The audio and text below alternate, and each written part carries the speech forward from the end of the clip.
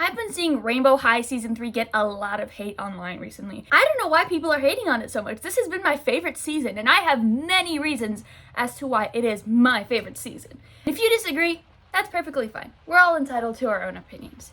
In defense of Rainbow High Season 3, number 1, the diversity. Imagination. Series 4 was introduced with this season. Season 3 introduced us to Series 4 in Rainbow High, and all the main 6 characters that we got from this season that were from Season 4, oh my gosh, they just made my heart so happy. We've got Mila Barrymore, who looks to be Hispanic. I could be wrong.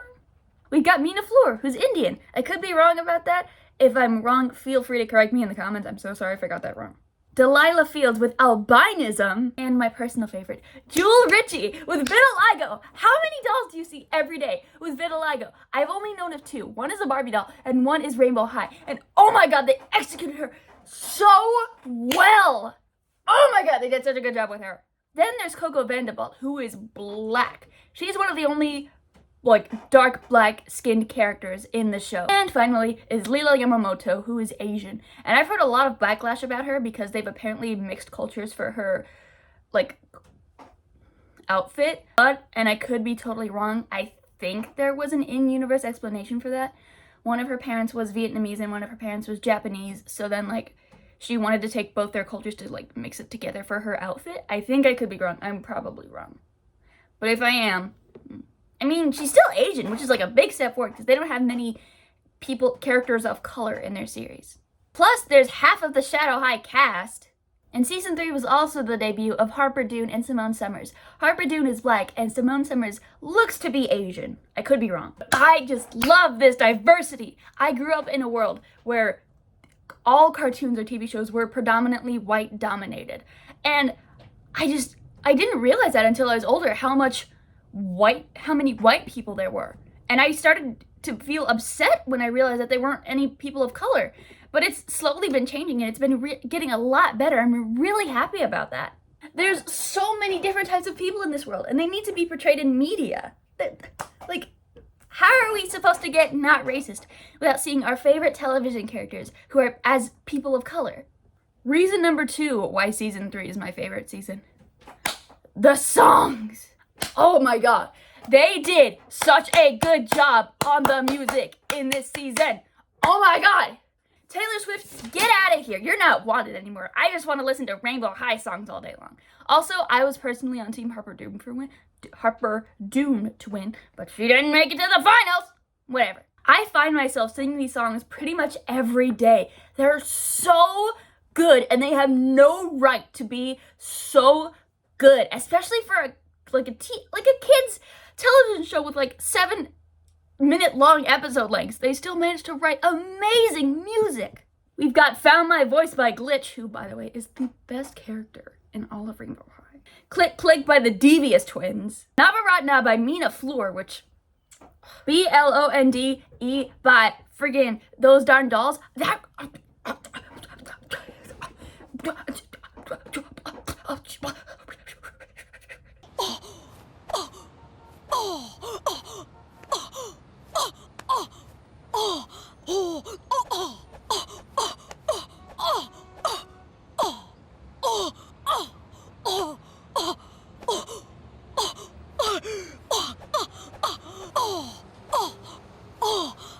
And Hope You're Not Afraid of the Dark by Neon Shadow, which, oh my god, Rainbow High has never gone so hard with this song. My still personal favorite is Navaratna, by Mina Fleur, but oh my god, that song was so good. If My Chemical Romance and Rainbow High had a baby, that would be the result. It would be a song called Hope You're Not Afraid of the Dark, and it would, it fucking slaps! And of course you've got Hero by Rainbow Dream, Spotlight sung by the winners, the Royal 3. They should not have won. They put on a spectacular performance, but Neon Shadow was still better than them. School Across the Street, which, by the way, oh my god, that music video was, it was so good. Shut up, Ray! And I know School Across the Street wasn't a song that was sung in Rainbow Vision, but I don't care. And we also got Look by Natasha, which, I love that she made her own song for her own perfume. And I believe that was the one that was the essence of Lily and the fresh snow on a winter's day. Yes, I remember that. It's one of my autism hyperfixations. Just shut up and let me have this. I'm also slightly biased because this was a musical season and I fucking love musicals. I love singing. I love dancing. I love it all. I love it so much. Half of my Rainbow High dolls that I own are from the Rainbow Vision season. Luna Madison, Natasha Zima, Heather Grayson, Leela Yamamoto, and Jewel Ritchie. This season absolutely nailed every single character. Speaking of characters, number 3, the characters. I already talked about the diversity with Series 4 being released, but still, all the other characters, oh my god, Glitch was amazing. There is no way this ain't gender fluid. Like, come on. And she has to be at least somewhere on the fruity spectrum, whether it be gender identity or sexuality-wise. She's gotta be somewhere on there. I definitely see some sparks flying. Pun not intended. By the way, if you didn't get that joke, one of the songs sung in Rainbow Vision was called Sparks Will Fly, and it was by the Rainbow Divas, but it was like written by Delilah, but like only sung by Sabrina. But I definitely saw some sparks flying with Sabrina and Delilah. Like there is no way those two are in lesbians with each other. Same thing for Coco with Glitch, but unrequited. Like she was hitting on her like crazy. I can see Glitch being Arrow Ace, but her still being like flustered by when she was flirting with her. But that's not what we're here to talk about. We're not here to talk about headcanon shippings and gender identities and sexuality, shawty. Character designs, personalities, relationships with the others, everything was just absolutely nailed. The Devious Twins and the Storm Twins, enemies to friends to enemies. A lot of the complaints that I hear about season 3 is that the main 6 aren't as involved as the previous 2 seasons. But that's because they had so many new characters, so many amazing characters, even characters that only had like not even a minute of screen time, like those darn dolls. They still made an amazing impression, and I love how those characters were basically just a middle finger to Barbie. Rainbow High is cutting edge, full of unique and colorful and bright fashions, and Barbie is pretty much exclusively pink, and they did not have to be that mean. They did not have to go that hard with that song or be so much of a towards Mattel. I think it's Mattel that makes Barbie.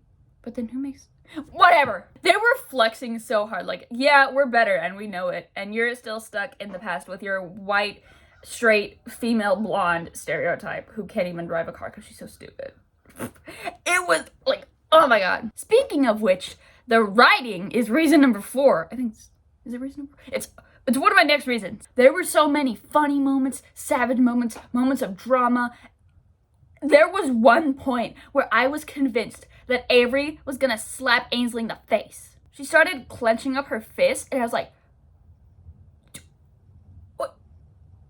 I get that fights happen in TV shows, but with a show for as such a young demographic as Rainbow High, I was not expecting that. I mean, she didn't punch her in the face, but even then I was like, Also, Paris Hilton was there, like, what was that about? It was awesome, but it was still really out of nowhere. Like, Paris Hilton, like, no one really cares about her anymore. I mean, I do now, because she's in Rainbow High, but still, like, where did that even come from? I love how she provided constructive criticism for every contestant that she didn't give a buzzer to. She told them what their strengths and weaknesses were, which I think is amazing. Her acting, though, is pretty bad. I'm sorry, Paris Hilton, it was just bad. But hot diggity dang, even Paris had her savage moment. This is a mini point, but I love how they diverted their focus away from the main 6 into characters that were more side characters, like the A's. We definitely saw their relationship dynamic more and how Aiden is kind of like their glue that keeps them together. And Avery and Ainsley are basically 2 lesbians who are dating, and Aiden is just there as their third wheel. He's the gay best friend. By going more into depth with Shadow High's history, you're able to understand and build up a foundation of their relationship, so you understand why Rainbow High and Shadow High are the way that they are and what their relationship is like because of what's happened with Rainbow Vision, and how they're prepared to take their competition back and not let Rainbow High win, even if it is through methods of cheating. And those are my reasons as to why I think season 3 of Rainbow High was the best season without a doubt. Thank you guys for watching. If you want to go watch Rainbow High, I'll leave a link for this in the description, and I hope you have a wonderful day.